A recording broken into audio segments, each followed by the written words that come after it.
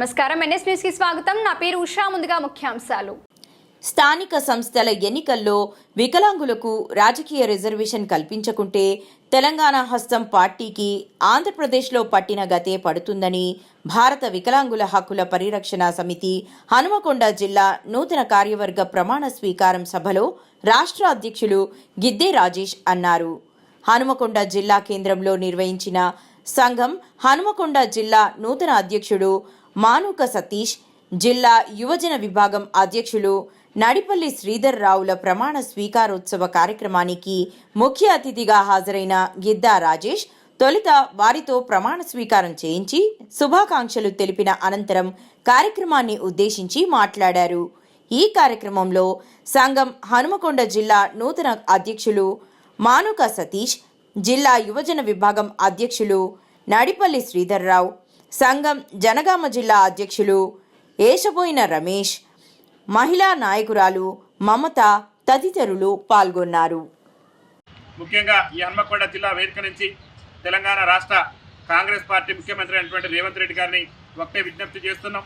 తెలంగాణ రాష్ట్రంలో త్వరలో జరగబోయేటటువంటి స్థానిక సంస్థల ఎన్నికల్లో వికలాంగులు కూడా జనాభా తమాషా ప్రకారం రాజకీయ రిజర్వేషన్ కల్పించాలని చెప్పేసి స్థానిక సంస్థల ఎన్నికల్లో వికలాంగులకు రాజకీయ రిజర్వేషన్ కల్పించేందుకు కనుక రేవంత్ రెడ్డి ప్రభుత్వం కనుక ముందుకు రాకుంటే ఆంధ్రప్రదేశ్ రాష్ట్రంలో కాంగ్రెస్ పార్టీకి ఏ గతి అయితే పట్టిందో అదే గతి తెలంగాణ రాష్ట్రంలో పట్టించేందుకు వికలాంగుల సమాజం సిద్ధంగా ఉందని చెప్పేసి ఈ సందర్భంగా ఈ హన్మకొండ ఎన్నిక నుంచి మేము స్పష్టం చేస్తున్నాం.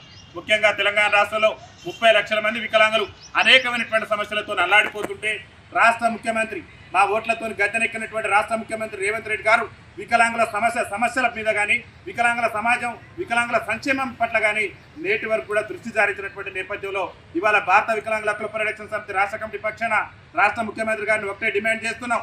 కాంగ్రెస్ పార్టీ పిసిసి అధ్యక్షుని హోదాలో రాష్ట్ర ముఖ్యమంత్రికి ఇలా మీరు కొనసాగుతున్నారు.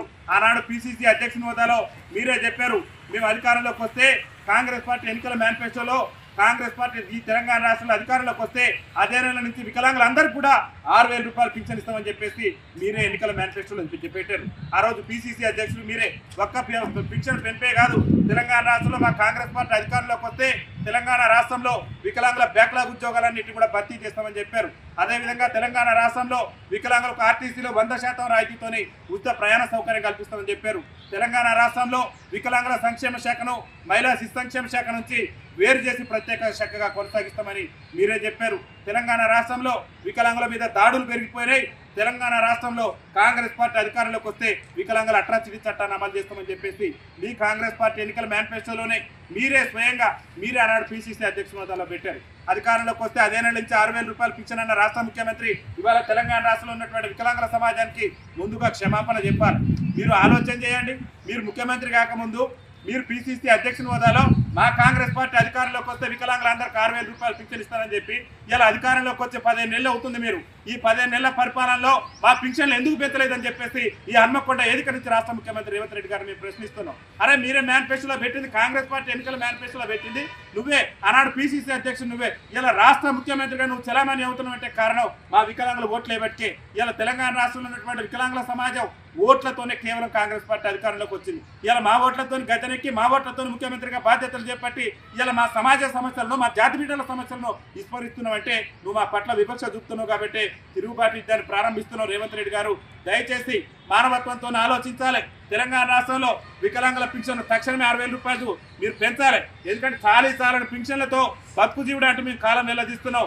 6,000 రూపాయలు ఇస్తానని మీరు ఇచ్చినటువంటి హామీనే నెరవేర్చమని చెప్పేసి హన్మకొండ వేదిక నుంచి మీరు డిమాండ్ చేస్తున్నాం. ఒక 6,000 పింఛనే కాదు, ఒక పక్క మీరు 6 గ్యారెంటీల్లో భాగంగా మహిళలకు ఉచిత ప్రయాణం అన్నారు, మహిళలకు ఉచిత ప్రయాణం కల్పించారు. అరే మరి వికలాంగులు కూడా ఉచిత ప్రయాణం అని చెప్పేసి మీ కాంగ్రెస్ పార్టీ ఎన్నికల మేనిఫెస్టోలో పెట్టి ఒక పక్క సకలాంగులైన మహిళలకు ఉచిత రవాణా సౌకర్యం కల్పించినాం, అది సంతోషమే. కానీ మీ వికలాంగులు ఏం పాపం చేసినాం, ఏం అన్యాయం చేసినాం? మా ఓట్లతో ఇలా గద్దెనెక్కి నువ్వు మా ఓట్లతో ముఖ్యమంత్రిగా చలామణి అవుతూ ఆర్టీసీలో వికలాంగులకి ఎదురు సౌకర్యం కల్పించలేదు సమాధానం చెప్పాలి. తక్షణమే ఆర్టీసీలో వికలాంగులకు 100% రాయితీతోని ఆఖరికి గరుడ లగ్జరీ అన్ని బస్సులలో కూడా వికలాంగుల సమాజానికి ఉచిత రవాణా సౌకర్యం కల్పించే విధంగా రేవంత్ రెడ్డి ప్రభుత్వం చర్యలు తీసుకోవాలని చెప్పేసి భారత వికలాంగుల హక్కుల పరిరక్షణ సమితి రాష్ట్ర కమిటీ పక్షాన ఈ హన్మకొండ వేదిక నుంచి మేము డిమాండ్ చేస్తున్నాం.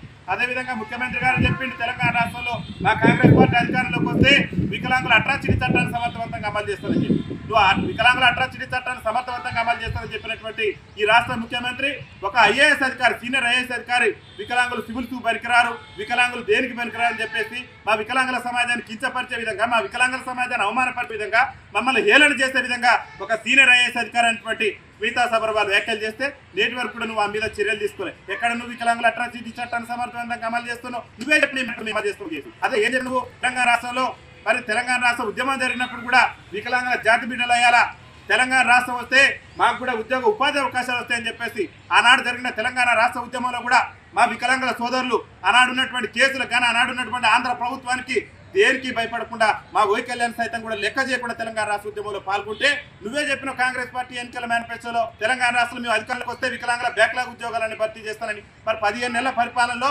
వికలాంగులకు ఒక్కరికన్నా బ్యాక్లాగ్ ఉద్యోగాలు ఏ జిల్లాలైనా నువ్వు భర్తీ చేసినవా అని రేవంత్ రెడ్డి గారు అడుగుతున్నావు. ఇలా మా వికలాంగులు పీజీలు పిహెచ్డీలు చేసి ఉద్యోగ ఉపాధి అవకాశాల కోసం రోడ్ల మీద తిరిగేటటువంటి పరిస్థితి తెలంగాణ రాష్ట్రంలో దాపరించింది. నువ్వు ఒక పక్క సకలాంగులకు సంబంధించి అన్ని నోటిఫికేషన్లు ఇస్తున్నావు. ఏం పాపం చేసినావు, ఏం అన్యాయం చేసింది వికలాంగుల సమాజం? మా బ్యాక్లాగ్ ఉద్యోగాలను భర్తీ చేసేందుకు ఎందుకు మీరు ముందుకు రావట్లేదు? వికలాంగుల సమాజానికి సమాధానం చెప్పాలి. తక్షణమే తెలంగాణ రాష్ట్రంలో వికలాంగుల బ్యాక్లాగ్ భర్తీ చేసే విధంగా రేవంత్ రెడ్డి ప్రభుత్వం చర్యలు తీసుకోవాలని చెప్పేసి ఈ అన్నప్పటి నుంచి మేము ట్రై చేస్తున్నాం. అదేవిధంగా ఏం కోరుతున్నాం, పార్లమెంట్ ఎన్నికల సమయంలో మీ కాంగ్రెస్ పార్టీ జాతీయ అధ్యక్షుడిగా ఆనాడు ఉన్నటువంటి మాజీ అధ్యక్షుడైనటువంటి మీ రాహుల్ గాంధీ గారే చెప్పిండు, మీ ఏఐసిసి ఎన్నికల మేనిఫెస్టోలో మీరే పొందుపరిచారు. ఏం పొందుపరిచారనంటే రాజస్థాన్, ఛత్తీస్గఢ్లో గతంలో మా కాంగ్రెస్ పార్టీ ఉన్నప్పుడు వికలాంగులకు అక్కడ స్థానిక సంస్థల్లో రాజకీయ అవకాశాలు కల్పించడం, స్థానిక సంస్థల్లో వికలాంగులకు రిజర్వేషన్ కల్పించడం,